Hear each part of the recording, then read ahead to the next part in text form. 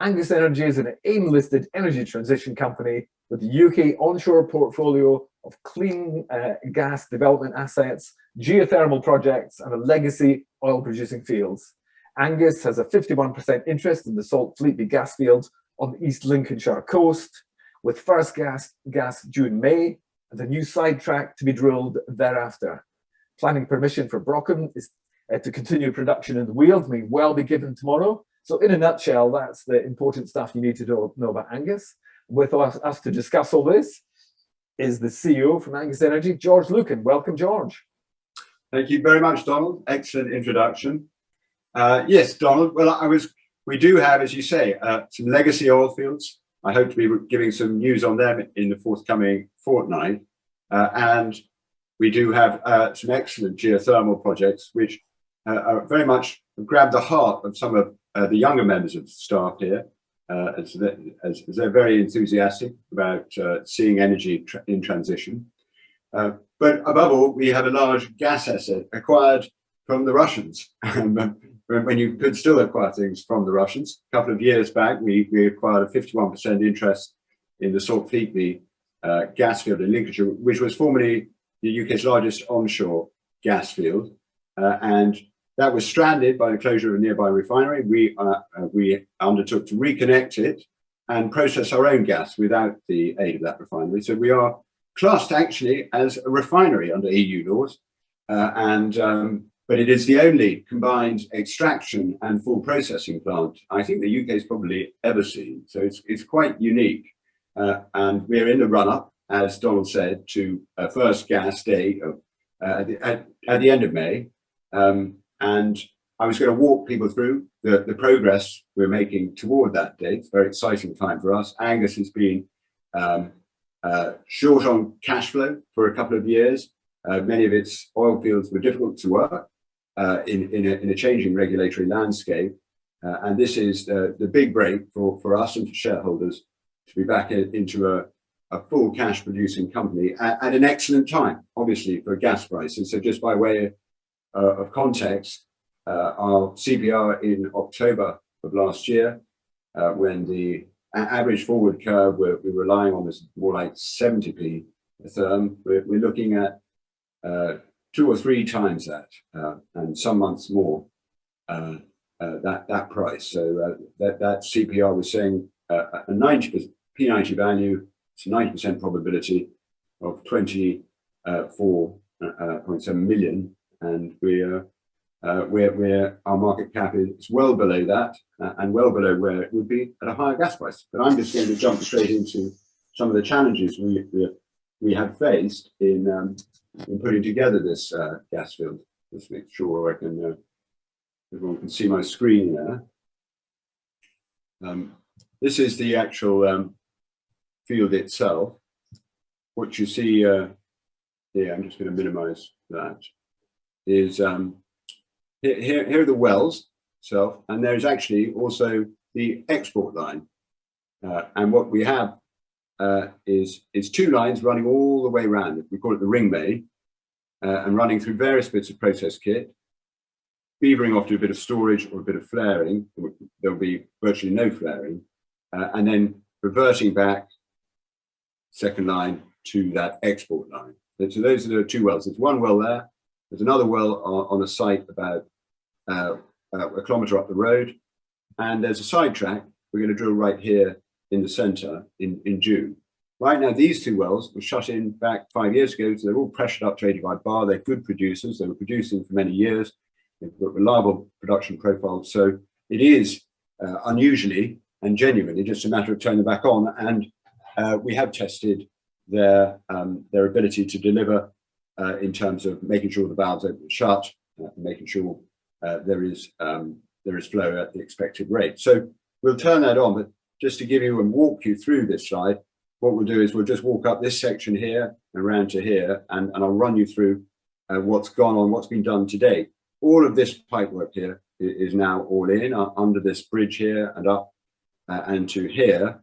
Here we've got some diesel engines which will come in due course.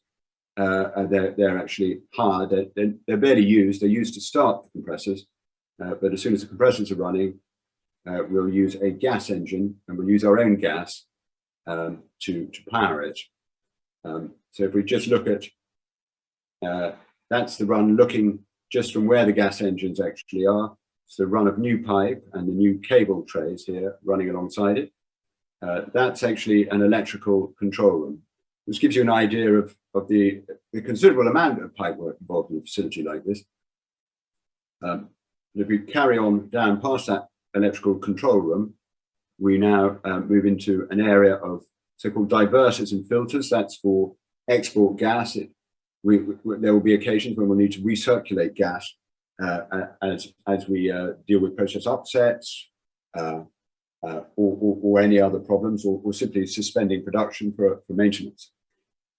Then we carry on round there to the first major skid. Is a separator, and actually that's the metering skid there, right, which is a relatively simple fiscal metering skid. And if we go down here, see the separator, which is just a vessel which literally separates out liquids here from gas. We don't try to separate out condensate, which is a kind of crude oil, from the produced water. So it's just liquids and gas. The liquids all go off to a second unit, which we'll come to in a moment. But that's now all on site and was tied in as of yesterday.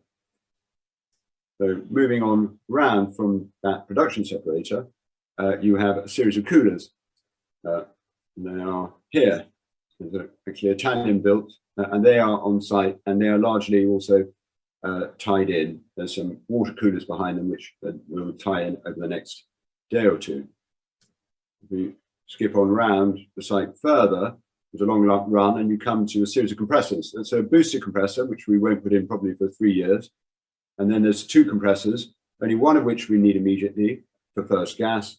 The second one will come in about a month later when the sidetrack's being drilled, and it will allow us to take the facility up from 5 million standard cubic feet a day to 10 million. But we don't need them both right immediately, so we're only actually tying in one. And you start to see, this is the most complex bit, and this was actually 5 days ago. It's now even more complex. And it's a very considerable run of pipe. You start to see a triple rack pipe work. And if we carry on down here, we now move to the actual process skids. We have a fuel gas skid that takes all the different streams and allows us to separate out what we can't sell to national grid and pipe it all the way back to our gas engine. And that actually is now in place, and that's being tied in. This was from 5 days ago. I think that's almost completely tied in now. We now move on to a Joule Thompson package.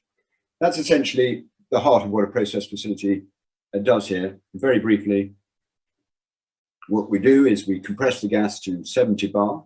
You drop it very, very rapidly through a valve, and as they discovered 120 years ago, that drop in pressure, 140 years ago, results in a drop in temperature.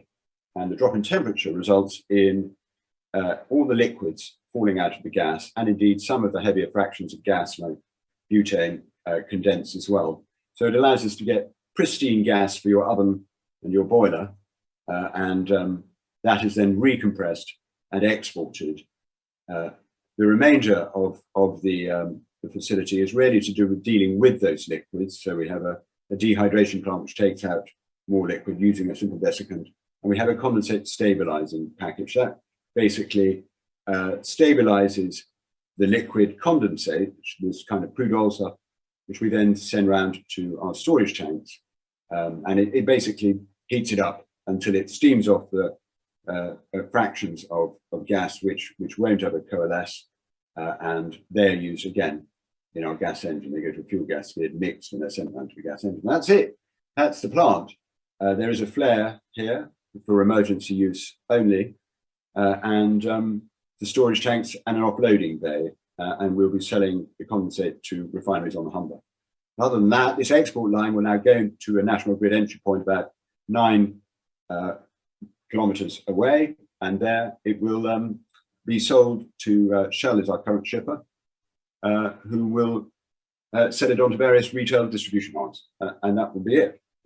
So we are, I would say, 70% through all this pipe work.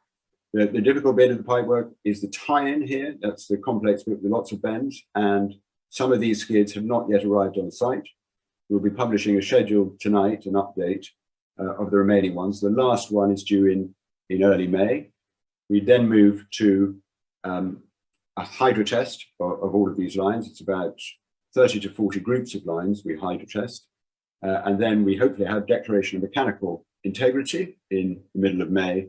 And we proceed to a wet commissioning phase. That's where we actually backflow gas initially from National Grid, all the way down that export liner, back into the facility, to purge the facility, very briefly to flare, and then we will start forward flowing gas from our wells until they run through our various process units and through a metering skid, which is electronically connected to the National Grid, until National Grid rings up and say, yes, you are on spec, you're free to make what are called nominations, and we hope to make those nominations in short order right at the end of the month, beginning of June.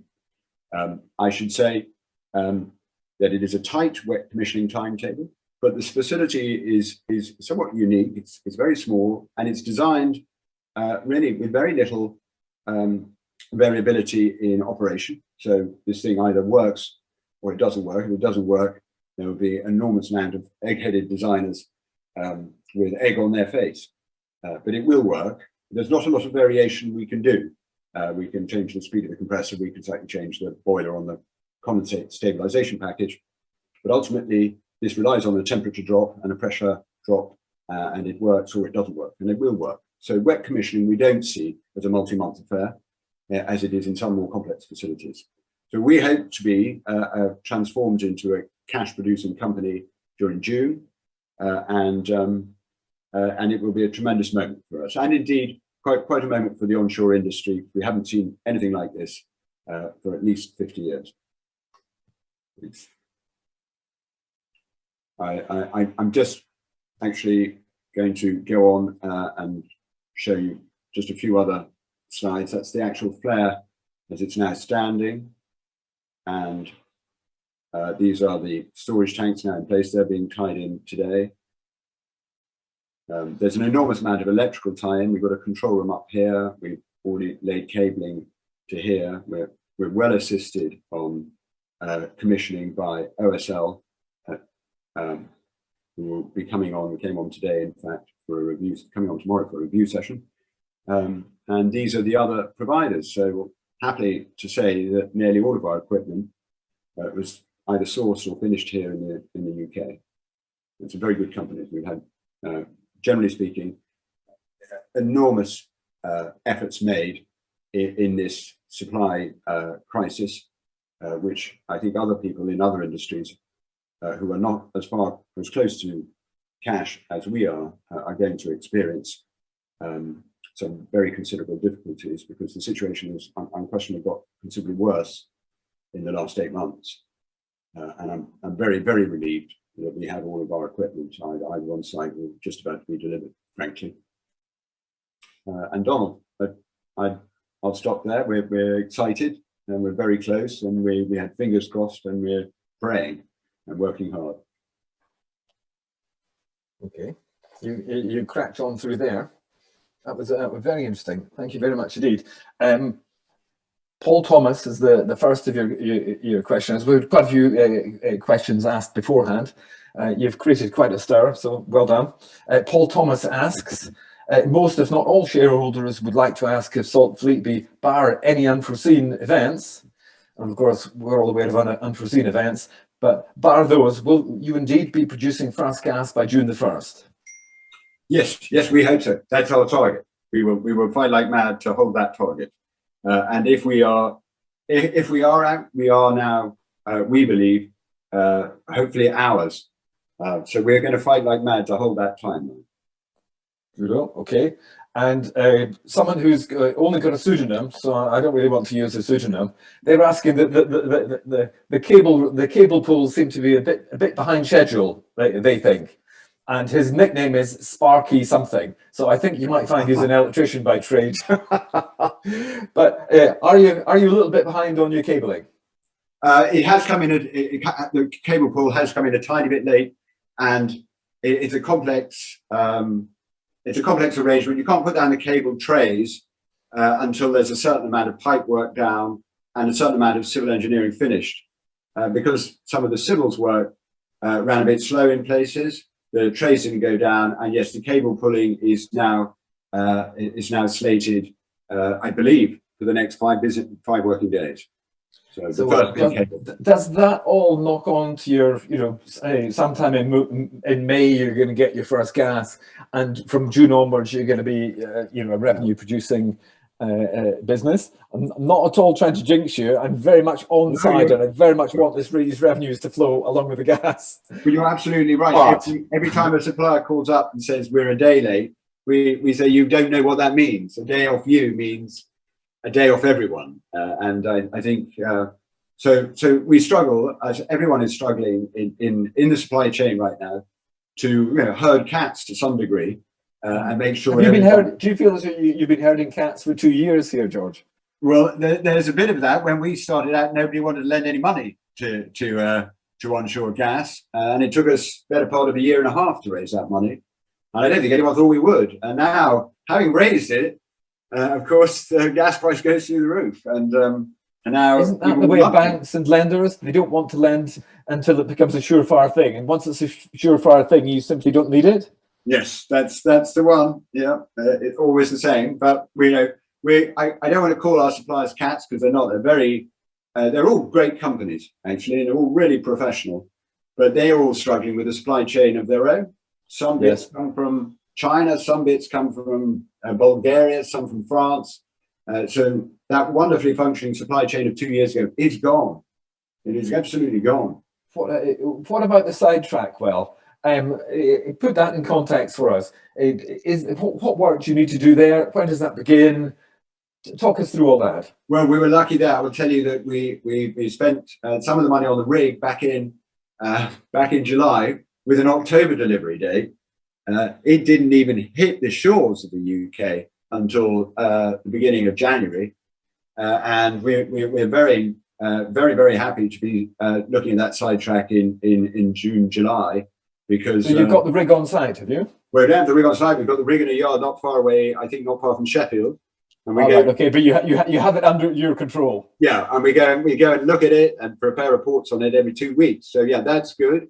The other suppliers are all good for the date. We're all talking about equipment that already exists, from everything from mud machines right the way through to cold tubing. So we've got what we need there. And how long does it take you to drill a Sidetrack? I think including some start mobilisation, demobilisation, we're looking at 50 odd days. I might have to clarify that. I think the actual drilling part of it's much shorter, but there's a fair bit of work before and after. So we did an interview together before this webinar, and you were absolutely certain that Sidetrack was going to work. Is there ever that degree of 100% certainty in the world of gas? Is there a possibility it may not work? No, it's not that it won't work. I think it will work. What you might have, which would be painful, would be complications in the drilling, which required remedial works during the drilling program. So we built in some contingency into our forward planning for that. But it's things like losing assemblies downhole. That the gas is there and where we're looking for it seems to have a consensus from the very many people who've looked at this field. So nobody seems uncomfortable about that.